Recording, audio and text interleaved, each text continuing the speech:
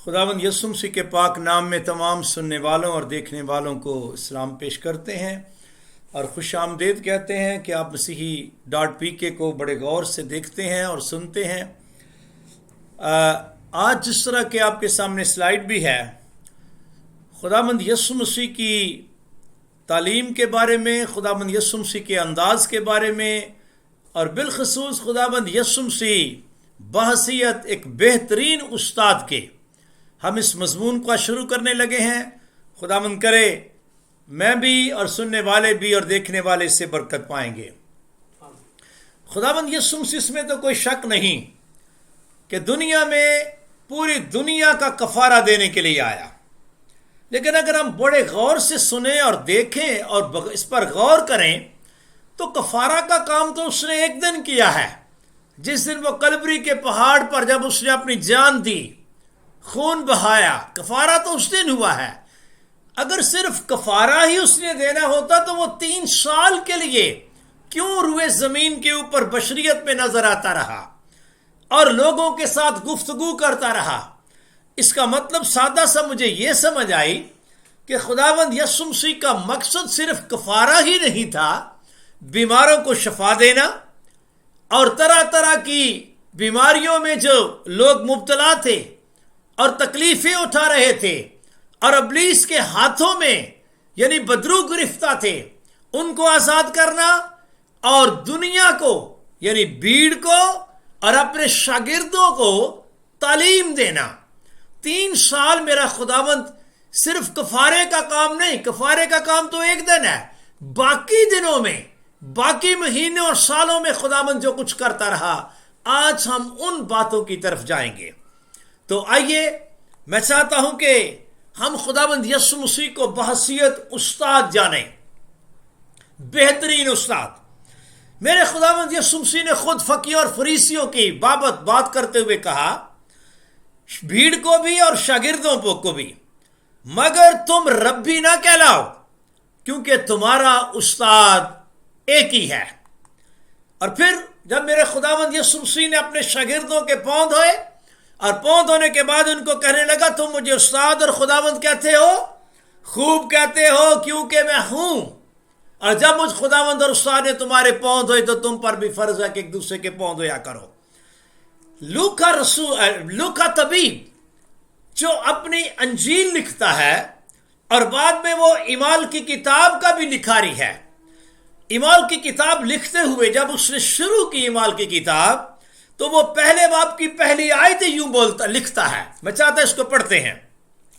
اے تھیوفلس، ہاں جی، میں نے پہلا رسالہ ان سب باتوں کے بیان میں تصنیف کیا۔ پہلا رسالے کا مطلب ہے جو پہلا لوکا کی انجیل میں نے لکھی ہے۔ ہاں جی، جو یسوع شروع میں کرتا اور سکھاتا رہا۔ ہاں، غور سے سنیے ذرا اور آپ بھی اچھی طرح پڑھیے۔ کہتا ہے کہ وہ جو لوکا کی انجیل میں نے لکھی ہے نا، پہلا رسالہ، اصل میں اس میں وہ لکھا ہے جو یسوع شروع سے کرتا رہا ہے اور سکھاتا رہا ہے۔ اس کا سادہ سا مطلب یہ ہے کہ یسوع کرتا بھی رہا ہے اور سکھاتا بھی رہا ہے، اور یہ ایک بہترین استاد کی پہچان ہے کہ وہ جو کچھ سکھاتا ہے وہ کرے بھی، اور کئی چیزیں یسوع کر کے سکھاتا رہا ہے، یہ بھی اس کا ایک انداز تھا۔ آج ہم بہت سی باتیں سیکھیں گے کہ یسوع کر کے سکھاتا رہا ہے، اور یہ کام اس نے کب تک کیا ہے؟ آگے پڑھیے سر۔ اس دن تک جس دن میں وہ ان رسولوں کو جنہیں اس نے چنا تھا روح القدس کے وسیلہ سے حکم دے کر اوپر اٹھایا گیا۔ یہ سکھانے والا کام جو تھا یہ خداوند یسوع مسیح اس دن تک کرتا رہا ہے جب تک آسمان پر زیتون کے پہاڑ پر سے اٹھا نہیں لیا گیا۔ تو مطلب کہنے کا یہ ہے، خداوند یسوع مسیح ایک بہترین استاد ہے، اور اس نے پھر ایک دفعہ اعلانیہ اس بات کو کہا، اور محنت اٹھانے والوں اور بوجھ سے دبے لوگوں میرے پاس آؤ، سبھی میرے پاس آؤ، میں تم کو آرام دوں گا، میرا جو اپنے اوپر اٹھا لو۔ اور آگے اس نے پتہ کیا کہا؟ مجھ سے سیکھو۔ جب ایک شخص کہتا ہے مجھ سے سیکھو تو اس کا مطلب ہے وہ بتا رہا ہے کہ میں بہترین استاد ہوں، میں سکھانا جانتا ہوں، بلکہ کہا مجھ سے سیکھو کیونکہ میں حلیم بھی ہوں اور دل کا فروتن بھی ہوں، تو تمہاری جانیں آرام پائیں گی۔ میں یقین سے کہتا ہوں جس سلسلے کو آج ہم شروع کر رہے ہیں، اگر ہم خداوند یسوع سے سیکھتے گئے تو یقیناً ہماری زندگیوں کے اندر ایک بہت بڑی تبدیلی آ جائے گی۔ اس نے کہا میرا جوا ملائم ہے اور میرا بوجھ ہلکا ہے۔ خداوند یسوع مسیح کہاں سکھاتا رہا، کیسے سکھاتا رہا، کن کو سکھاتا رہا، کیا کیا سکھاتا رہا؟ پہلے نمبر پر کہاں سکھاتا رہا؟ یہ سارے سکھانے کا جو کام تھا یہ خداوند نے اپنے ملک میں کیا ہے۔ کون سے ملک میں؟ اسرائیل کے ملک میں۔ یاد رکھیے میرا خداوند یسوع مسیح کا ملک جو ہے وہ اسرائیل ہے، جس کا دوسرا نام فلسطین بھی ہے، لیکن بائبل مقدس کا نام اسرائیل ہے، اس لیے میں اسرائیل ہی کا ورڈ استعمال کروں گا۔ اسرائیل کہاں ہے؟ پوری دنیا کے نقشے کو دیکھیں تو کلام جس طرح کہتا ہے کہ جب وقت پورا ہو گیا تو خدا نے اپنے بیٹے کو بھیجا۔ کہاں بھیجا؟ پوری دنیا میں ایک خاص خطہ ہے۔ یہ تو آپ کو پتا ہے کہ پوری دنیا میں 7 بر اعظم ہیں۔ سب سے بڑا بر اعظم ایشیا ہے، اور بر اعظم ایشیا کے اگر ہم الگ الگ حصے کریں، یعنی مشرق اور مغرب اور شمال جنوب کے، اس کو پنجابی میں کہتے ہیں ٹوٹے کر دیے سمجھنے کے لیے، اس کو سیکٹر بنا دے اس کے، تو یہ جو سیکٹر ہے نا جنوب مغربی سیکٹر، جنوب مغربی سیکٹر، یہاں پر آپ کا اسرائیل کا ملک پایا جاتا ہے، جہاں میرا خداوند سکھاتا رہا۔ اس سارے علاقہ کو ایک اور لفظ بھی دیا جاتا ہے، یعنی جنوب مغربی ایشیا تو ہے ہی ہے، اس کو مشرق وسطیٰ بھی کہا جاتا ہے۔ آپ اکثر خبریں سنتے ہیں مشرق وسطیٰ، انگریزی میں سنیں تو مڈل ایسٹ۔ یہ مڈل ایسٹ تقریباً 7-8 ممالک کے اوپر مشتمل ہے، اور یہ مڈل ایسٹ کا علاقہ یعنی یہ سارا خطہ، مشرق وسطیٰ کا خطہ جو آپ کے سامنے ہے، یہ وہ خطہ ہے، یہ وہ علاقہ ہے جہاں پر 3 مذاہب نے جنم لیا ہے۔ سب سے پہلے یہودیت، پھر مسیحیت اور اسلام، تینوں ہی بڑے مذاہب جس وقت دنیا میں نظر آ رہے ہیں، یہ تینوں کے تینوں مشرق وسطیٰ کے اندر ہی پیدا ہوئے ہیں، یہیں سے ان کی بنیاد ہوئی ہے۔ دنیا میں جتنے بھی انبیاء آئے ہیں سب اسی مشرق وسطیٰ میں آئے ہیں، اور یہ حیران کن بات ہے کہ تاریخ کے اندر سب سے زیادہ خون ریزی بھی اسی علاقہ میں ہوئی ہے، مشرق وسطیٰ میں، اور سب سے زیادہ پھڈے بھی اسی ملک علاقہ کے اندر ہی ہیں، اور میرا خداوند یسوع مسیح بھی اسی مشرق وسطیٰ میں آیا ہے۔ کہاں پر؟ اسرائیل کے ملک میں۔ جیسا کہ آپ کے سامنے ہے اسرائیل کا ملک، جس کی ایک سرحد جو ہے وہ بحیرہ روم کے ساتھ لگتی ہے، اور آپ کے سامنے سارا ہے شام کے ساتھ اور وغیرہ وغیرہ، اردن کے ساتھ۔ میں آپ کو ڈائریکٹ اسرائیل کے ملک میں لے کے جا رہا ہوں۔ یہ ہے اسرائیل کا ملک، گلیل کا صوبہ، سامریہ کا صوبہ اور یہودیہ کا صوبہ۔ یہ میں ان کو اس لیے مارک کیا ہوا ہے کیونکہ یہ وہ صوبے ہیں جہاں پر خداوند یسوع مسیح چلتا پھرتا رہا اور سکھاتا رہا، کیونکہ آج ہمارا مضمون سیکھنے اور سکھانے کا ہے۔ اس کو اسرائیل کا ملک کیوں کہتے ہیں؟ یہ میں اس کو اسرائیل کا ملک نہیں کہہ رہا، آسمان سے ایک فرشتہ آیا تھا جس نے یوسف کو خواب میں دکھائی دے کر ایک دفعہ کہا، جب یوسف مقدسہ مریم کو اور اپنے بیٹے خداوند یسوع مسیح کو لے کر مصر میں چلا گیا تو وہاں پر خدا کے فرشتہ نے کلام میں لکھا ایک بات کہی جو آپ کے سامنے ہے۔ لکھا جب ہیرودس مر گیا جو یہودیہ کا حاکم تھا، تو دیکھو خداوند کے فرشتہ نے مصر میں یوسف کو خواب میں دکھائی دے کر کہا، اٹھ اور اس بچے کو اور اس کی ماں کو لے کر اسرائیل کے ملک میں چلا جا۔ آسمان سے فرشتے نے یہ پیغام پہ دیا ہے کہ اسرائیل کے ملک میں چلا جا۔ اس کا مطلب ہے خدا کے سسٹم میں بھی یہ ملک اسرائیل کا ہی ہے، کیونکہ پہلے یہ ملک خدا نے آلریڈی اسرائیل کو ہی دیا ہوا ہے۔ یہ سارا وہ خطہ ہے جو کبھی اسرائیل کو موسیٰ کے اور یشوع کی معرفت دے دیا گیا تھا۔ تو میرا کہنے کا مطلب یہ ہے کہ ہم اسرائیل کے ملک میں ابھی آ گئے ہیں جہاں میرا خداوند یسوع مسیح سیکھتا اور سکھاتا رہا۔ جب اسرائیل کی بات کرتے ہیں تو میں چاہتا ہوں کہ بڑی سادگی کے ساتھ ہم لوگ اسرائیل کے ملک کی سیر کریں گے، کیونکہ میرا خداوند ایک کسی ہیکل میں ہی بیٹھ کر تعلیم نہیں دیتا رہا، نہیں، چلتے پھرتے، کبھی کھیتوں میں، کبھی پہاڑوں میں، کبھی ہیکل کے اندر، کبھی جھیل کے اندر، تو جگہ جگہ وہ تعلیم دیتا رہا۔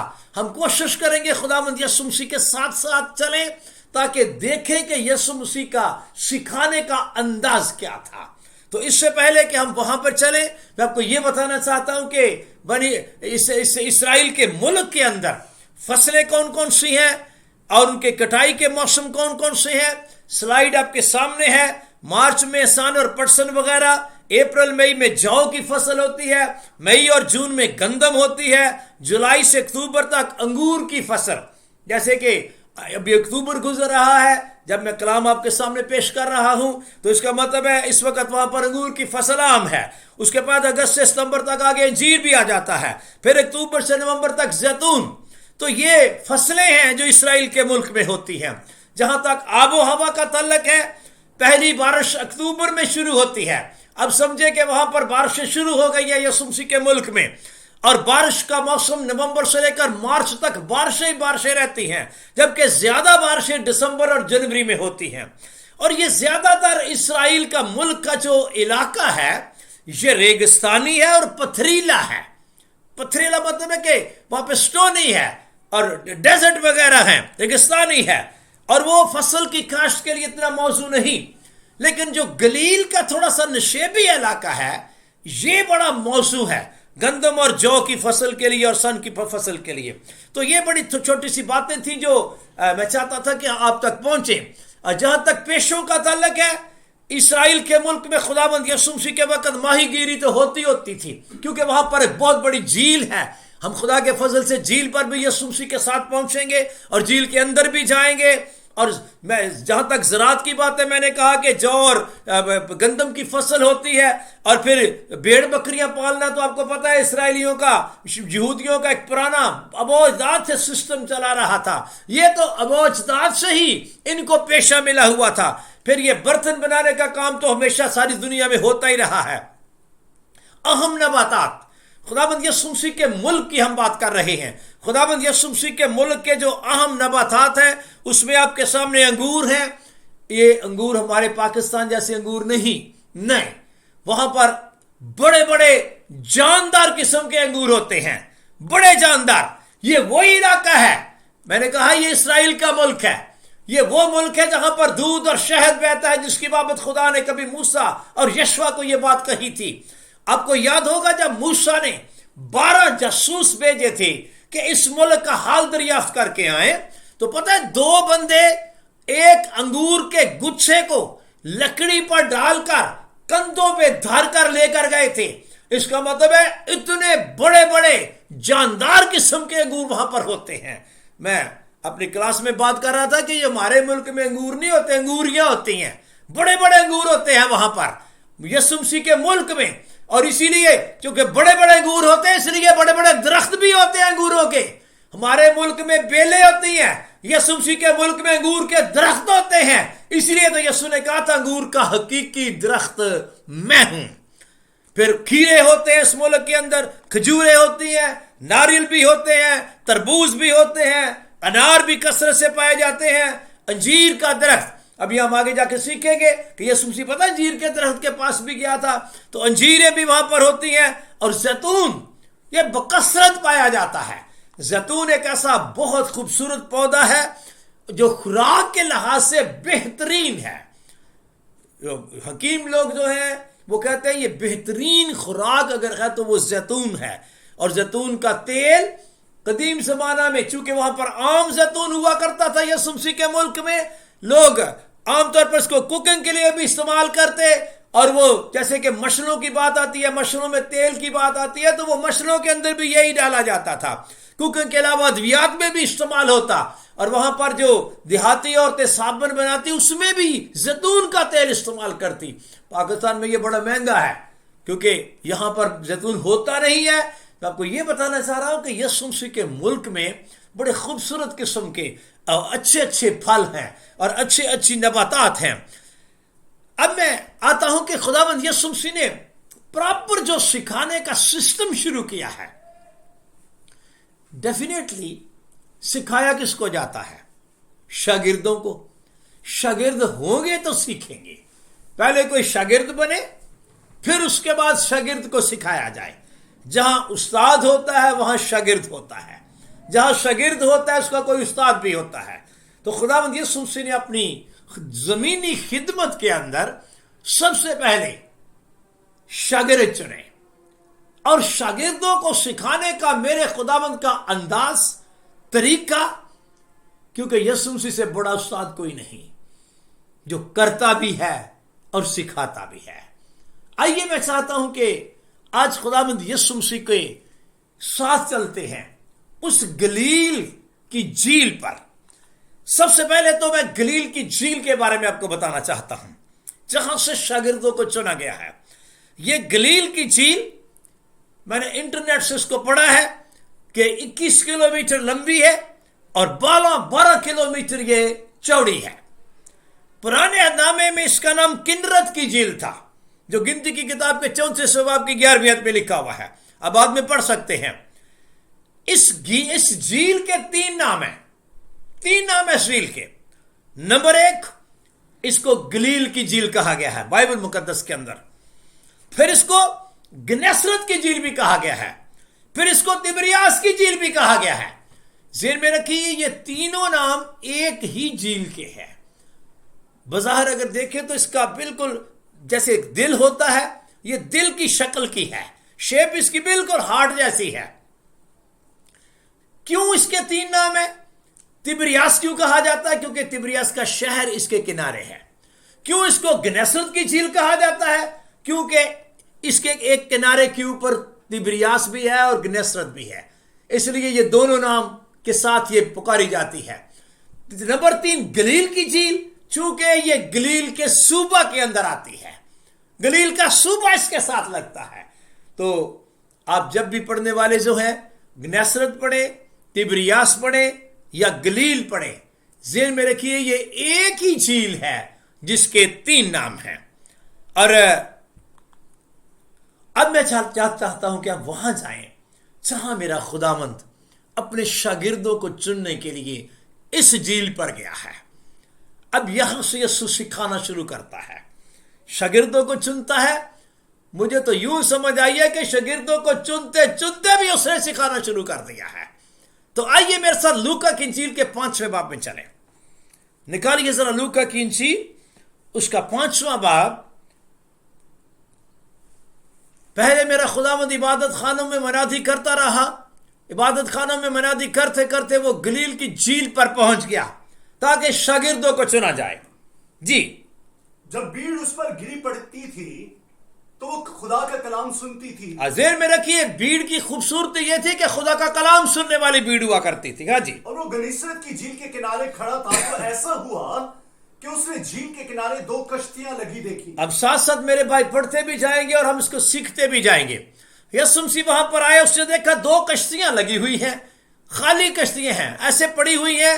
اور آگے پڑھیے سرا. لیکن مچھلی پکڑنے والے ان پر سے اتر کر جال دھو رہے تھے. ہاں، یہ ایک طریقہ کار ہوتا ہے کہ جال جب ڈالا جاتا ہے تو جال کے اندر صرف مچھلیاں نہیں آتی، کچرا مچرا بھی آ جاتا ہے اور بھی کئی سمندری نباتات اس کے اندر پھنس جاتی ہے.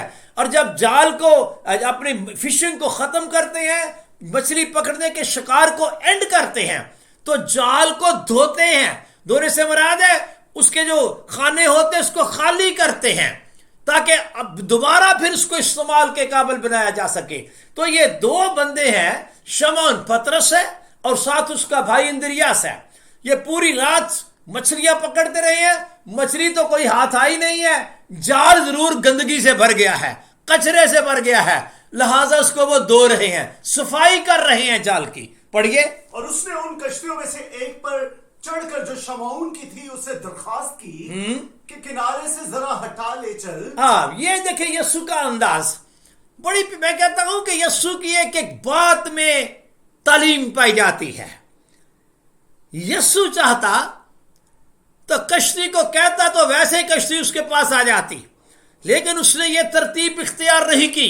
जिसकी कश्ती है उससे दरख्वास्त की है, शमौन ये कश्ती जरा काइंडली मुझे चाहिए। मुझे नहीं पता वो क्या अल्फाज होंगे जो मेरे खुदा ने इस्तेमाल किए होंगे, लेकिन मुझे यूं समझ आती है कि जब दरख्वास्त की जाती है, और मैं समझता हूं यह भी यीशु ने सिखाया है, और जब किसी की चीज मांगनी हो तो दरख्वास्त करते हैं, रोब नहीं डालते।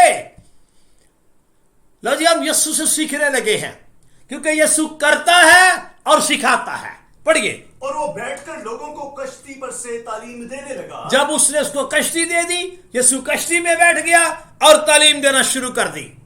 जब कलाम कर चुका तो शमौन से कहा, गहरे में ले चल। अब सुनिए जरा, ये क्या तरतीब थी जो मेरी समझ में आता है कि भीड़ तो खड़ी हो गई है किनारे पर, उनको भी नहीं पता कि अब यीशु पता नहीं क्या करने लगा है।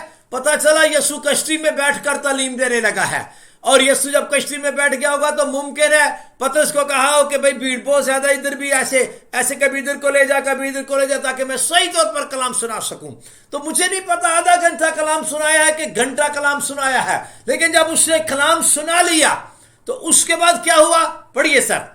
तो शमौन से कहा कि जरा गहरे में ले चल। ओ शमौन, ऐसा करके इसको जरा गहरे में ले चल। वो क्यों भाई? और तुम शिकार के लिए अपने जाल डालो। और तुम शिकार के लिए अपने जाल डालो जो रात को पूरी डालते रहे हो। हाँ जी। शमौन ने जवाब में कहा, उस्ताद हमने रात भर मेहनत की और कुछ हाथ ना आया। मुझे लगता है ये सारी बातें किनारे के ऊपर ही हो रही हैं, और यीशु उनको मजबूर कर रहा है, अरे भाई तुम जाल डालो, मेरे कहने पे जाल डालो, भले तुम सारी रात मेहनत करते रहे और कुछ नहीं पकड़ा, मेरे कहने पे ले चलो गहरे में। पढ़िए। कहने से जाल डालता हूं। लगता है शमौन मान ही गया है।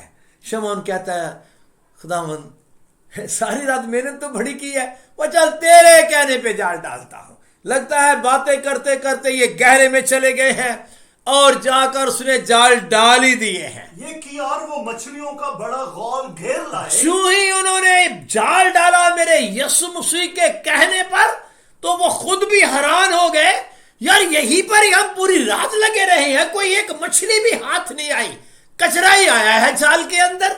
जब इसके कहने पे जाल डाला है तो वो इतना बड़ा गौल, अब तो उसे जाल भी नहीं खींचा जा रहा। आगे पढ़िए। और उनके जाल फटने लगे। फटने लगे का मतलब ये नहीं कि फट गए, मतलब ये है कि इतना लग रहा था कि ये फट जाएंगे। हाँ जी। और उन्होंने अपने शरीकों को जो दूसरी कश्ती पर थे इशारा किया, हाँ, कि आओ हमारी मदद करो। अभी तक इनके दो शरीक और हैं, और वो यकूब और यूहन्ना हैं जो जब्दी के बेटे हैं, वो भी दोनों भाई लगे हुए हैं। वो तो अभी भी कोशिश में है कि शायद कोई मछली आ ही जाए काबू, लेकिन जनाब इन्होंने उनको इशारा किया, ओ भाई छोड़ो इधर आ जाओ, पकड़ी गई है, बहुत पकड़ ली है हमने। उनको इशारा किया कि तुम आ जाओ। हाँ जी। बस उन्होंने आकर दोनों कश्तियां यहां तक भर दी कि डूबने लगी। ओहो, डूबने के लगेगा, ये नहीं मतलब कि पानी उनके अंदर आ गया, मतलब है कि इतना वजन हो गया उनका कि लग रहा था ये डूब जाएगी। लेकिन जिस कश्ती में यीशु हो वो कश्ती डूबा नहीं करती है, ये मैं आपको बता दूं। यीशु के कहने पे जाल डाले तो जाल फटते नहीं, यीशु जिस कश्ती में आ जाए वो कश्ती डूबती नहीं। याद रखिए, यहां पर एक बड़ी चीज है जो मुझे समझ आ रही है। और फिर आगे पढ़िए सर थोड़ा सा जरा। शमौन पतरस ये देखकर यीशु के पांव में गिरा, हाँ, और कहा, ऐ खुदावंद मेरे पास से चला जा, क्योंकि मैं गुनहगार आदमी हूं। मैं इस बातों से बहुत कुछ सीखता हूं। ये सारे वाक्य से जो मैंने सीखा है मैं अब तक पहुंचाना चाहता हूं। मुझे ये समझ आई है, उसकी वजह यह है कि पौलुस कहता है ये जितनी बातें लिखी गई हैं ना, रोमियो 15 बाब में याद लिखी हुई है, कहता है जितनी बातें पहले लिखी गई, भले वो नबियों ने लिखी हो या मत्ती ने लिखी हो या मरकस ने या लूका ने, जिसने भी लिखी हैं, जितनी बातें पहले लिखी गई हैं वो हमारी तालीम के लिए लिखी गई है। तो इसमें हमारी तालीम क्या है? मुझे समझ आई है जब खुदावंद यीशु मसीह ने पतरस की शमौन की कश्ती इस्तेमाल की है, आधा घंटा या 1.5 घंटा, आई डोंट नो। अगर मैं और आप होते तो कहते थैंक यू शमौन, थैंक यू वेरी मच, शुक्रिया, बहुत अच्छा, मेहरबानी आपकी, आपने मुझे कश्ती दी है। यीशु ने थैंक यू नहीं बोला है, تھینک یو بولنا چاہیے؟ آپ تو کہیں گے تھینک یو بولنا چاہیے، نہیں، صرف ہم نے اپنا مطلب نکال لیں تو تھینک یو کہتے ہیں۔ یسوع مطلب پرست نہیں، میرا خداوند مطلب پرست نہیں، یاد رکھیے۔ میرے خداوند نے اگر کشتی استعمال کی ہے تو یاد رکھیے اب اس خالی کشتی کو وہ بھر کے واپس کرے گا۔ میرا یسوع خالی کشتی واپس نہیں کرے گا، بھلے آدھا گھنٹہ استعمال کی ہے یا 2 گھنٹے استعمال کی ہے، شمعون گہرے میں لے چل۔ مجھے یوں سمجھ آئی ہے کہ یسوع بتانا چاہتا ہے کہ اگر کوئی مجھے چیز دے دی جائے گی میرے کام کے لیے تو پھر وہ خالی نہیں رہے گی، میں بھر کے واپس کیا کرتا ہوں۔ مجبور کیا ہے، نہیں تم شکار کے لیے جال ڈالو، جال میں بھی ڈالنے والا میں ہی ہوں، تو کشتی لے کے چل ذرا۔ اور جب انہوں نے سارا واقعہ دیکھا، اس بندے کے کہنے پہ ہمارے جال بھر گئے ہیں، پھٹے بھی نہیں، کشتیاں ڈوبنے پہ آ گئی ہیں لیکن ڈوبی نہیں، کنارے کی طرف آ رہے ہیں۔ اور شمعون یسوع مسیح کے پاؤں پر گر پڑا، کہتا ہے خداوند میں بڑا گناہگار ہوں، میرے پاس سے چلا جا۔ الفاظوں کو ذرا سنیے، اے خداوند میں بڑا گناہگار ہوں۔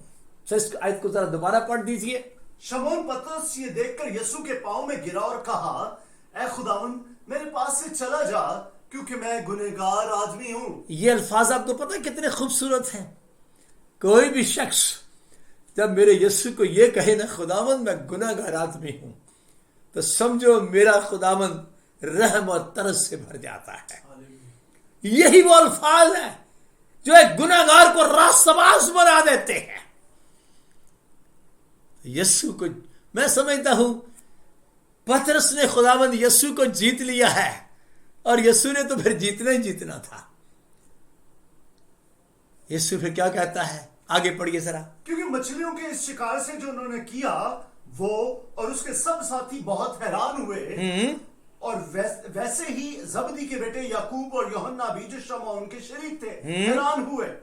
یسوع نے شمعون سے کہا، خوف نہ کر، اے شمعون خوف نہ کر، اب سے تو آدمیوں کا شکار کیا کرے گا۔ اب سے تو آدمیوں کا شکار کیا کرے گا۔ تیری ڈیوٹی میں بدل رہا ہوں، تیرا کام کچھ میں چینج کر رہا ہوں۔ I am going to change your job now۔ ہاں جی، وہ کشتیوں کو کنارے پر لے آئے اور سب کچھ چھوڑ کر اس کے پیچھے ہو لیے۔ یہ ہے میرے یسوع مسیح کا شاگرد چننے کا انداز اور سکھانے کا انداز۔ تو میرے خداوند یسوع مسیح نے اس کو کہا کہ اب تو مچھلیوں کا شکار نہیں کیا کرے گا، ماہی گیر نہیں ہوگا، تو اب تو آدم گیر بن جائے گا۔ لیکن آدم گیر بننے کے لیے سیکھنا پڑتا ہے، مچھلیاں پکڑنے کے لیے بھی سیکھنا پڑتا ہے، آدم گیر بننے کے لیے بھی سیکھنا پڑتا ہے۔ پھر 3 سال میرا خداوند ان کو سکھاتا رہا کہ آدمیوں کو پکڑتے کیسے ہیں، طریقہ کار کیا ہے۔ خداوند نے چاہا تو آگے ہم بہت کچھ سیکھیں گے میرے خداوند سے۔ خداوند سکھائے گا گناہگاروں کو کیسے پکڑتے ہیں، خداوند سکھائے گا محصول لینے والوں کو کیسے پکڑتے ہیں، خداوند سکھائے گا زانیہ عورت کو کیسے پکڑتے ہیں، بدکار عورتوں کو کیسے پکڑتے ہیں۔ وہ بڑے طریقے سے سکھاتا ہے لوگوں کو۔ تو میرا کہنے کا مطلب یہ ہے کہ خداوند یسوع سے ایک بہترین استاد ہے، اور اس کا سکھانے کا انداز بڑا بہترین تھا۔ یہ جتنی باتیں جو میں نے آپ کو بتائی ہیں پھلوں کے بارے میں اور باقی چیزوں کے بارے میں، خداوند نے کئی دفعہ سکھاتے ہوئے ان ساری چیزوں کو اپنی تعلیم کے ایک حصہ بنایا، پریکٹیکل کر کے میرے خداوند یسوع مسیح نے کئی باتیں سکھائی ہیں۔ تو میں چاہتا ہوں ہم یسوع مسیح کے ساتھ ساتھ چلیں گے، جیسے ابھی ہم یسوع کے ساتھ جھیل میں گئے ہیں اور وہاں پر دیکھا ہے کہ کس طرح اب ہم یسوع مسیح کے ساتھ شاگردوں کے ساتھ ساتھ چلتے چلتے یسوع مسیح ایک دفعہ ان کو ایک انجیر کے درخت کے پاس لے گیا ہے۔ اب ہم سیکھنے لگے ہیں کہ خداوند یسوع نے انجیر کے درخت کو کچھ کہا اور شاگردوں کو سکھایا، کہا انجیر کے درخت کو، سکھایا شاگردوں کو۔ ہوا یہ، میرے ساتھ نکالیے مرکز کی انجیل کا 11واں باب، بڑی تسلی کے ساتھ آپ پڑھیں گے تو آپ کو بہت اچھی طرح باتوں کی سمجھ آئے گی۔ مرکز کی انجیل ہے اور یہ 11واں باپ ہے اس کا, اور یہ بیتنیہ ہے, یہ وہی بیتنیہ ہے لازر والا بیتنیہ. جی پڑھیے. دوسرے دن جب وہ بیتنیہ سے نکلے تو اسے بھوک لگی. آپ غور سے سننا, یسوع مسیح بیتنیہ سے نکلا اور یسوع مسیح کو بھوک لگی. اچھا, اور وہ دور سے انجیر کا ایک درخت جس میں پتے تھے دیکھ کر گیا. ہاں جیسے کہ آپ کے سامنے سلائیڈ بھی ہے, اس نے ایک انجیر کا درخت دیکھا, پتے پتے بڑے پتے ہیں, اور گیا, اور شاگرد ساتھ ہے. ہاں جی, کہ شاید اس میں کچھ پائے, مگر جب اس کے پاس پہنچا تو پتوں کے سوا کچھ نہ پایا. وہ جب پہنچا تو پتے ہی پتے ہیں, انجیر ایک بھی نہیں لگا ہوا. ہاں جی, کیونکہ انجیر کا موسم نہ تھا. سن, مرکز کہتا ہے یہ بھائی موسم ہی نہیں تھا, تو یسوع کیا ڈھونڈ رہا ہے وہاں سے پھر؟ کیا یسوع کو پتا نہیں ہے کہ انجیر کا موسم نہیں ہے اور میں انجیر کے درخت میں سے انجیر ڈھونڈنے جا رہا ہوں؟ ہے غیر مسیحی کئی دفعہ جب ان حوالوں کو پڑھتے ہیں تو چونکہ ان کے اندر ہر وقت ایک تنقیدی روح ہوتی ہے, تنقیدی روح کام کرتی ہے, اور وہ کوئی بندہ مجھے بتا رہا تھا, میں نے ڈائریکٹ تو نہیں سنا, کہ وہ کہہ رہا تھا کہ کوئی غیر مسیحی کہہ رہا تھا کہ آپ کے نبی کو تو یہ بھی نہیں پتا کہ موسم کیا ہوتے ہیں, کون سے موسم میں کون سی چیز ہوتی ہے. شاید اس نے یہ مرکز کی انجیل کا 11واں باب پڑھ لیا ہے اور یہ آیات پڑھ لی ہیں, اور میں چاہتا ہوں کہ آپ بھی سیکھیں, کیونکہ میرا یسوع سکھانے گیا ہے. میرا یسوع کیا سکھانے گیا ہے؟ انجیر کے درخت پر پاس گیا ہے, لگی کیا ہوئی ہے؟ بھوک. مان لیا جی بھوک لگ گئی ہے. انجیر کے درخت کے پاس گیا ہے, انجیر ڈھونڈے, انجیر ہے نہیں کیونکہ انجیر کا موسم ہی نہیں ہے. اچھا پھر کیا ہوا؟ یسوع نے اس درخت سے کہا کہ آئندہ کوئی تجھ سے کبھی پھل نہ کھائے. یسوع نے انجیر کے درخت سے کہا, انجیر کے درخت کے کان ہوتے ہیں, پر یسوع کہہ سکتا ہے, یسوع نے کہا ہاں جی آئندہ کوئی تجھ سے کبھی پھل نہ کھائے. ہاں جی, اور اس کے شاگردوں نے سنا. اب یہ سنایا کس کو؟ خاص یسوع نے یہ کہا اور شاگردوں نے سنا.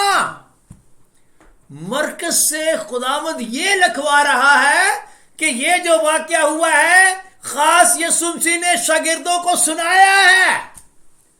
خاموشی میں آہستگی سے یہ بات نہیں کہی, اتنی اونچی بولا ہے کہ 12 کے 12 شاگردوں نے یہ سن لیا ہے, آئندہ کوئی تجھ سے کبھی پھل نہ کھائے. مجھے لگتا ہے شاید یہ بات اس نے بڑی اونچی کہی ہے, انجیر کے درخت آئندہ کبھی کوئی تجھ سے پھل نہ کھائے. شاگردوں نے سن لیا. سوچتے تو شاگرد بھی ہوں گے, ہمارا استاد کیسا ہے, اس کو نہیں پتا کہ آج کل تو انجیر ہوتے ہی نہیں, آج کل تو موسم ہی نہیں. خیر چلو جی, انہوں نے شاید ابھی نیا معاملہ ہے, مجھے لگتا ہے چونکہ وہ ہر وقت سیکھتے ہی رہتے ہیں اور زیادہ بولتے نہیں, خاموش رہتے ہیں. بات ختم ہو گئی اور یہ شام کا واقعہ ہے, یہ شام کا واقعہ ہے. اگلے دن جب صبح ہو گئی تو اسی باب کی 20ویں آیت میں چلتے ہیں. پھر صبح کو جب وہ ادھر سے گزرے تو اس انجیر کے درخت کو جڑ تک سوکھا ہوا پایا. اچھا سسٹم یہ تھا کہ یہ ہر روز شہر سے باہر جاتے, ترتیب تھی. اگر آپ پچھلی آیت پڑھیں 19ویں آیت پڑھیں ذرا. ہر روز شام کو شہر سے باہر جایا کرتا تھا. یہ ہر روز اب شہر سے باہر جاتے تھے نا, تو یہ جو واقعہ آپ سن رہے ہیں یہ شام کا واقعہ ہے. آج کے دن جو جب وہ شام کو نکلے ہیں, اور اگلا دن صبح یسوع پھر وہیں سے لے کر شاگردوں کو گیا ہے, جہاں سے کل شام کو لے کے گیا تھا, صبح پھر وہیں سے لے کر گیا ہے. پڑھیے ذرا دوبارہ. پھر صبح کو جب وہ ادھر سے گزرے تو اس انجیر کے درخت کو جڑ تک سوکھا ہوا دیکھا. کس نے دیکھا ہے؟ سارے شاگردوں نے دیکھا ہے. مجھے یوں لگتا ہے جیسے یسوع کھڑا ہو گیا ہے, اب میں دیکھوں تو صحیح یہ کیا بولتے ہیں. تو ان کو پتا تو ہے کہ شام کو یسوع نے بڑی اونچی اونچی شبد بولا ہوگا, آئندہ کو کبھی تجھ سے کوئی پھل نہ کھائے.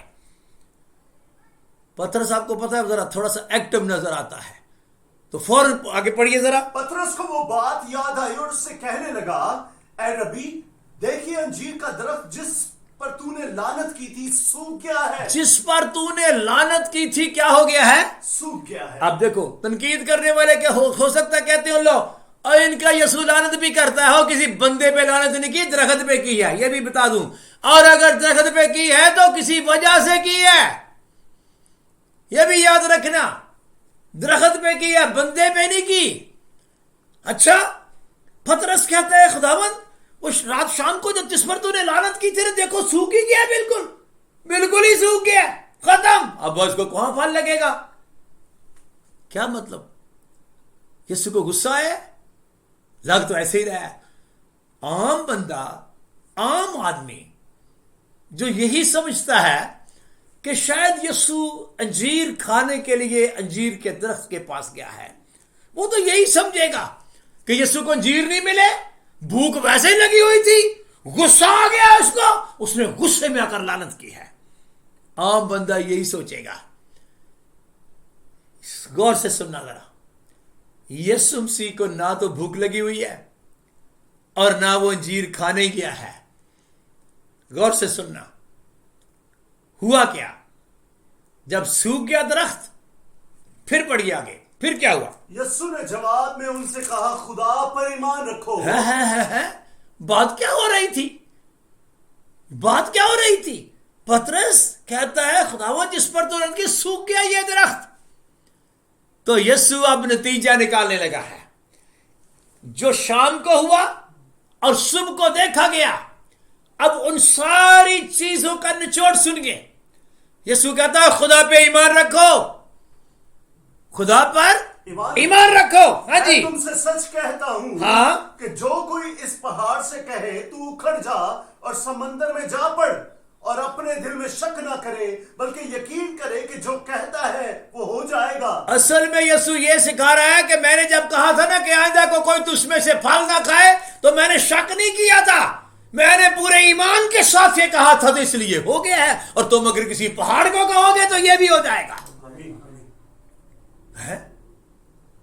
تو وہ بھوک بھوک کہاں گئی، اور وہ کھانے والا اور موسم والی باتیں کہاں چلی گئی؟ بلکہ آگے بھی پڑھ دیجئے۔ اس لیے میں تم سے کہتا ہوں کہ جو کچھ تم دعا میں مانگتے ہو۔ یہ کدھر کی بات کدھر کو چلی گئی؟ بات دعا مانگنے پر آ گئی، اور دعا خدا پہ بھروسہ رکھنے کی آگے بات۔ ہاں جی، جو کچھ تم دعا میں مانگتے ہو یقین کرو تم کو مل گیا، اور وہ تم کو مل جائے گا۔ اور آگے آمین۔ مطلب کہنے کا یہ ہے، خداوند یسوع مسیح جب اس انجیر کے درخت کے پاس آیا ہے، عام فہم، میں کیا بول رہا ہوں، عام فہم بندہ جو یسوع مسیح کو محض ایک اپنے جیسا انسان سمجھتا ہے کہ بھوک لگی ہوئی ہے، چیز نہ ملے غصہ آ جاتا ہے۔ تجھے غصہ آتا ہے، یسوع کو نہیں آتا ہے۔ پہلی تو بات یہ ہے، جب بھوک لگی ہو تو کیا انجیر کھاتے ہیں؟ اب جانتے ہیں یسوع کو شیطان پتہ کیا کہہ رہا تھا ابلیس؟ اگر تو خدا کا بیٹا ہے نا اور ان پتھروں کو کہے تو روٹیاں بن جا، تو یہ بن جائے گی۔ یسوع کو انجیر کھا کے بھوک مٹانے کی ضرورت نہیں ہے، اور ویسے بھی کیا انجیر کھانے سے کوئی بھوک مٹ جاتی ہے؟ اور نہیں بھائی، یسوع نہ تو انجیر کھانے گیا، اسے آلریڈی پتا ہے کہ انجیر کا موسم نہیں ہے۔ کہ یسوع کو نہیں پتا؟ سارا ہی پتا ہے۔ کیا یہ چھوٹی بات ہے؟ یسوع کو کیا نہیں پتا؟ اور یسوع سب کچھ ہی جانتا ہے۔ پترس نے کہا تھا یسوع خداوند تو سب کچھ ہی جانتا ہے۔ تو غور سے سنیے، اگر یسوع نے بھوک مٹانی ہوتی تو روٹیاں بن جاتی پتھروں سے۔ معاملہ بھوک کا نہیں ہے، خداوند بھوک مٹانے نہیں گیا، خداوند انجیر کے درخت کے پاس انجیر کھانے نہیں گیا، شاگردوں کو سکھانے گیا ہے۔ یہ ہے اصل بات۔ یہ جتنی نباتات اسرائیل کے ملک میں ہے، ہم دیکھیں گے خداوند جگہ جگہ آئندہ کے بعد کوئی جرت نہ کرے یہ کہنے کی کہ میرے خداوند کو موسموں کا امتیاز نہیں، اور آئندہ کو یہ جرت یہ کہنا بے وقوفی ہے کہ شاید انجیر کھانے سے کوئی بھوک مٹ جاتی ہے، اور انجیر کھانے سے تو آپ کی بھوک بھی نہیں مٹے گی۔ یہ میرا خداوند سکھانے گیا ہے کہ دیکھو میں نے پورے ایمان کے ساتھ کہا کہ آئندہ کو کبھی تجھ میں کوئی پھل نہ کھائے، اور دیکھو تو وہ سوکھ گیا ہے۔ اور جب تم دعا کرتے ہو تو اتنے ایمان سے دعا کیا کرو۔ بات یہ تھی، اور بات دعا مانگنے کی تھی۔ سکھانا یہ تھا کہ دعا مانگو تو یقین کرو۔ کئی دفعہ ہم اپنی دعا کا بھی یقین نہیں کرتے، اور جب اپنی دعا کا یقین نہیں کرتے تو پھر اس کو کہتے ہیں تو دعا کر، اور پھر ٹھیک نہ ہو تو پھر کہتے ہیں وہ دیکھو کرم نے پھر عہدے کو کرونے ہیں، تو اپنی دعا کا یقین کیوں نہیں کرتا؟ اس کا مطلب ہے تجھے دعا کرنی آتی نہیں۔ اگر نہیں آتی تو بھی اس انجیر والی مثال کو دیکھ اور سیکھ جو یسوع نے دعا مانگنا سکھایا ہے۔ تو اس کا مطلب ہے یہ جو واقعہ ہوا ہے انجیر کے درخت کا، یسوع نہ تو انجیر کھانے گیا ہے اور نہ انجیر کھانے سے بھوک مٹتی ہے، بلکہ شاگردوں کو سنایا ہے، شام کو شاگردوں کو سنایا ہے اور سب کو شاگردوں کو دکھایا ہے۔ یہ کہا تھا، یہ ہو گیا ہے۔ ایسا ہی ہوگا اگر تم یقین کرو گے، تمہاری دعا کا جواب اسی طرح مل جائے گا۔ تو میرا کہنے کا مطلب یہ تھا، میرا خداوند کیا کیا انداز سے سکھاتا رہا ہے۔ جھیل پہ بھی اس نے بہت کچھ سکھایا، انجیر کے درخت کے پاس سے گزرا، پھر کچھ سکھایا۔ پھر میرا خداوند ایک دفعہ گندم کے کھیت میں سے گزرا۔ خداوند یسوع نے شاگردوں کے ساتھ گندم کے کھیت میں سے گزر کر بھی کچھ سکھایا۔ آئیے اس کو پڑھتے ہیں، اسی متی کی انجیل کے 12 باب میں چلتے ہیں ذرا۔ چلیے میرے ساتھ، متی کی انجیل ہے اس کا 12واں باب۔ ہاں جی، اس وقت یسوع سبت کے دن کھیتوں میں ہو کر گیا۔ اب سنو، دن کون سا ہے؟ سبت کا۔ یہ تو آپ کو پتہ ہی ہے کہ یہودی سبت کو پتہ نہیں کس طرح لیتے ہیں۔ یہودیوں کا سبت جب آتا تھا تو یہودی کانپ رہے ہوتے تھے، خوش نہیں ہو رہے ہوتے تھے کہ سبت ہے، پاک دن ہے، عبادت کا دن ہے، آرام کا دن ہے۔ وہ بیچارے بڑے بے چین ہوتے کہ آج کوئی ہم سے غلطی نہ ہو جائے، کہیں فریسی ہمیں پکڑ نہ لے۔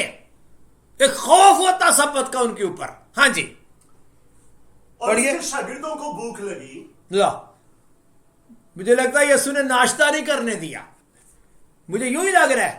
یسوع نے کہا ناشتہ نہیں کرنا، چلو، اور لے گیا یسوع گندم کے کھیت میں سے۔ ہاں جی، اور وہ بالیں توڑ توڑ کر کھانے لگے۔ تو جب بندے کو بھوک لگی تو کچھ نہ کچھ تو کرتا ہی ہے، آخر انسان ہے۔ اب یہ پنجاب کے لوگ بڑا بہتر سمجھتے ہیں، پاکستان میں جو پنجابی لوگ ہیں، جو گاؤں میں جن کی زندگی گزری ہے، جنہوں نے گندم کے کھیت دیکھے ہیں اور گندم کے انہوں نے بالیاں بھی دیکھی ہیں، آپ کو پتا ہے جب وہ پک جاتی ہیں، تھوڑی سی پکی ہوتی ہیں، بڑا مزہ آتا ہے، ایسا ایسا کر کے کھانے کا بڑا مزہ آتا ہے۔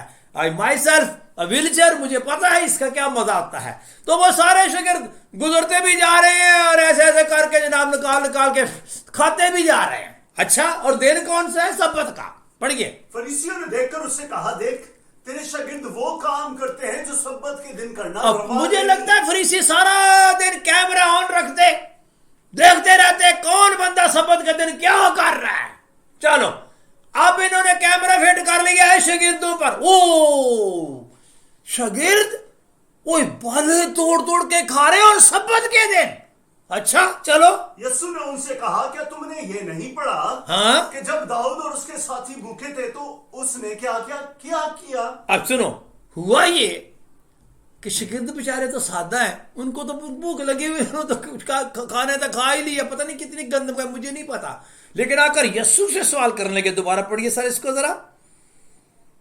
دیکھ تیرے شاگرد وہ کام کرتے ہیں جو سبت کے دن کرنا روا نہیں۔ وہ کام کرتے ہیں جو سبت کے دن کرنا روا نہیں۔ اب مجھے بتاؤ، یہ جو انہوں نے کیا ہے کیا کہیں لکھا ہوا ہے کہ یہ کرنا روا نہیں؟ اچھا، یسوع کا جواب سنیے ذرا۔ یسوع نے ان سے کہا، کیا تم نے نہیں پڑھا؟ ہاں، میں تمہیں بتاتا ہوں کیا کیا لکھا ہوا ہے، کہ کیا لکھا ہوا کیا ہے، ذرا سنو کیا کیا لکھا ہوا ہے۔ کہ جب داؤد اور اس کے ساتھی بھوکے تھے تو اس نے کیا؟ وہ کیوں کر خدا کے گھر میں گیا اور نظر کی روٹیاں کھائیں، جن کو کھانا نہ اس کو روا تھا نہ اس کے ساتھیوں کو۔ بھوک لگی ہوئی تھی، ہیکل میں گیا، روٹیاں پڑی ہوئی تھی، اس نے کھا لی، اس کے ساتھیوں نے بھی کھا لی، حالانکہ وہ ان کو کام تو کاہنوں کا تھا، کاہن کھایا کرتے تھے۔ بتاؤ، یہ داؤد نے کیا، اور پتہ داؤد کون ہے؟ خدا کے دل کے مطابق ہے، تو اس کو ضرورت تھی، اس کو بھوک لگی، اس نے کھا لیا۔ آگے پڑھ گئے۔ یا تم نے توریت میں نہیں پڑھا کہ کاہن سبت کے دن ہیکل میں سبت کی بے حرمتی کرتے ہیں؟ لو، تمہارے کاہن سبت کی بے حرمتی سبت کے دن ہی کرتے ہیں اور ہیکل کے اندر کرتے ہیں، ان کو چیک ہی کوئی نہیں کرتا۔ یہ ساری چیکنگ میرے شاگردوں پر ہی آ گئی ہے تمہاری۔ آگے پڑھیے۔ میں تم سے کہتا ہوں، یہاں وہ ہے جو ہیکل سے بھی بڑا ہے۔ اوے سنو، جس ہیکل سے داؤد نے روٹیاں کھائی ہیں وہ ہیکل میری ہے، میں اس ہیکل سے بڑا ہوں. مجھے یوں سمجھ آتی ہے یسوع کہہ رہے ہو میری ہیکل سے کھایا, تمہیں کیا پریشانی لگی ہوئی ہے؟ میں تو چپ ہوں, میں نے تو کچھ نہیں کہا اس کو. آگے پڑھیے. لیکن اگر تم اس کے معنی جانتے کہ میں قربانی نہیں بلکہ رحم پسند کرتا ہوں, تو یہ شاگرد جو بیچارے بے قصور ہیں تو بے قصوروں کو قصوروار نہ ٹھہراتے. اور پھر یسوع نے آگے کیا کہا؟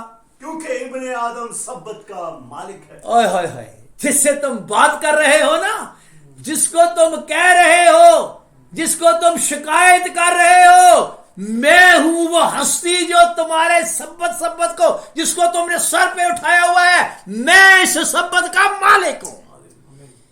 میں نہیں چیک کر رہا, مالک چیک نہیں کر رہا, تم چیک کر رہے ہو.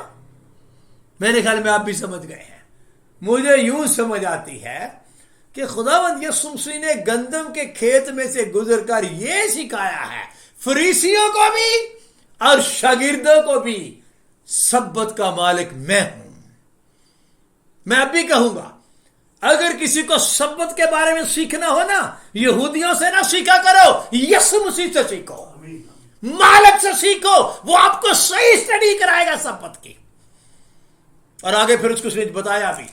یسوع ہیکل میں چلا گیا.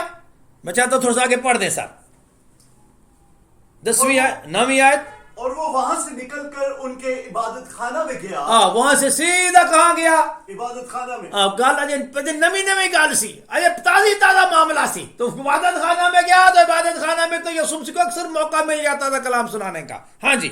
اور دیکھو وہاں ایک آدمی تھا جس کا ہاتھ سوکھا ہوا تھا. انہوں نے اس پر الزام لگانے کے ارادہ سے یہ پوچھا, کیا سبت کے دن شفا دینا روا ہے؟ وہ باہر ادھر گندم کے کھیت میں شاگردوں پہ الزام, ہیکل میں آئے تو سوچ رہے یسوع کو بھی پکڑے, اس کو بھی آج مورد الزام ٹھہراتے ہیں سبت کا دن ہے. اچھا بتا نا یہ کیا پتا, دوبارہ پڑھیے سارے شاید کو 11ویں آیت کو. انہوں نے اس پر الزام لگانے کے ارادہ سے یہ پوچھا کہ کیا سبت کے دن شفا دینا روا ہے؟ شفا دینی چاہیے سبت کے دن. ان کو پتا تھا یسوع سبت کے دن شفا کا کام بھی کرتا ہے. ہاں جی. اس نے ان سے کہا, تم میں سے ایسا کون ہے جس کی ایک ہی بھیڑ ہو؟ سنو یسوع کی مثال, یسوع کے طریقے سکھانے کے, مثالیں دے دے کر شاگردوں کو بالیں جان بوجھ کے یسوع نے کیا ہے کہ یہ توڑیں اور کھائیں, اور میں یہ بتاؤں کہ میں سبت کا مالک ہوں. اور پھر جان بوجھ کے سبت والے دن پھر ہیکل میں گیا ہے. اس کو پتا تھا یہ ایک ہاتھ سوکھا ہو بندہ ہے جس کا سوکھا ہوا ہاتھ ہے, اور میں نے شفا دینی ہے, اور میں نے ان کو کچھ پھر سکھانا ہے. اور یسوع مسیح نے ایک مثال دی. ابھی سوکھے ہوئے والے بندے کا ہاتھ ٹھیک نہیں کیا, پہلے یسوع مسیح نے ایک دلیل دی. دوبارہ پڑھیے صاحب. کہ تم میں سے ایسا کون ہے جس کی ایک ہی بھیڑ ہو؟ ایک ہی بھیڑ ہوئے بیچارے دی, اور وہ سبت کے دن گڑھے میں گر جائے. گر سکتی ہے نا, ایک ہی بھیڑ, وہ بھی گڑھے گر گئی ہے. اتفاق یہ ہے سبت کا دن ہے. اچھا اسے پکڑ کر نہ نکالے؟ نہیں نکالے گا. بتاؤ, ایک بندے دی ایک ہی بھیڑ ہے اور گر گئی ہے گڑھے میں, اوے آج نہیں کڈنی, آج سبت ہے, تو اگلے دن زندہ ملے گی مردہ ملے گی, پتہ نہیں وہ کس طرح بیچاری گری ہوئی ہے. ہو سکتا ہے وہ سر کے بالے گری ہوئی, وہ تو کل نہیں ملے گی, کل تو اس کی ڈیڈ باڈی ملے گی. اب وہ پریشان ہو گئے. پڑھیے ذرا. بس آدمی کی قدر تو بھیڑ سے بہت ہی زیادہ ہے. اوئے ہوئے ہوئے ہوئے ہوئے, کہاں ایک بھیڑ اور کہاں آدمی. آدمی بہت زیادہ قیمتی ہے. پڑھیے ذرا. اس لیے سبت کے دن نیکی کرنا روا ہے. شفا نیکی کا کام ہے نا, نیکی کرنا روا ہے. ہاں جی. تب اس نے اس آدمی سے کہا, اپنا ہاتھ بڑھا. پہلے مثال دی بھیڑ کی, اور پھر بتایا نیکی کا کام ہے.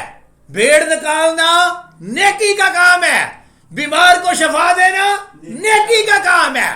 سبت نیکی سے بڑا نہیں. اور پھر وہاں جو سوکھا ہوا ہاتھ ہے اس کو کیا کہا, پڑھیے سر. تب اس نے اس آدمی سے کہا, اپنا ہاتھ بڑھا. اس نے بڑھایا اور وہ دوسرے ہاتھ کی مانے درست ہو گیا. اب وہ بیچارے پریشان ہو گئے کہ یہ تو دلیلوں میں بھی نہیں پھنستا ہے. یسوع کے انداز ہیں سکھانے کے. خداوند یسوع مسیح دلیلیں بھی دیتا ہے, اور میرا خداوند پریکٹیکل کر کے بھی سکھاتا ہے. تو گندم کے کھیت میں سے شاگردوں کو گزار کر اس نے یہ سکھا دیا دنیا والوں کو کہ ابن آدم سبت کا مالک ہے. میں ریپیٹ کرنے لگا ہوں, اگر کسی کو سبت کے دن کا کوئی شک ہونا تو یسوع مسیح سے سیکھے, اور جس طرح شاگرد سبت مناتے رہے ہیں اسی طرح منائے، کیونکہ شاگردوں نے یسوع سے سیکھا ہوا ہے۔ یہودیوں کی طرح نہ سبت منایا کریں، یا تو یسوع کی طرح یا یسوع کے شاگردوں کی طرح جنہوں نے یسوع سے سیکھا ہے۔ پھر خدا نے چاہا تو کبھی سبت کے بارے میں الگ سے اسٹڈی ہوگی، لیکن ابھی میں آپ کو یہ بتانا چاہ رہا ہوں کہ یہ میرے خداوند یسوع مسیح کا انداز ہے سکھانے کا۔ بہت سی باتیں خداوند یسوع مسیح نے سکھائی ہیں، آگے ہم چلتے جائیں گے جھیل پر بھی اور آگے بھی، لیکن آج میں چاہتا ہوں کہ ہم تھوڑا تھوڑا کر کے ان باتوں کو آگے لے کر چلیں۔ میرے خداوند کا بڑا خوبصورت انداز ہے سکھانے کا۔ یسوع مسیح سے بہترین استاد کوئی نہیں، اس بات کو اس دل میں بٹھا لیجئے۔ یسوع نے پریکٹیکل کر کے بتایا ہے، یہ اتفاقاً نہیں سب کچھ ہوا ہے۔ اگر آپ کہیں نا کہ یہ اتفاقاً گندم کے کھیت سے گزر رہے تھے اور وہ اتفاق ہوا تھا کہ یسوع انجیر کے درخت کے پاس گیا، سوری فار دیٹ۔ یہ ساری پلاننگ ہے، یہ طریقہ کار ہے میری خداوند کا، شاگردوں کو پکڑنے کا، شاگردوں کو سکھانے کا۔ آئیے، اس نے کہا تھا مجھ سے سیکھو تو تمہاری جانیں آرام پائیں گی۔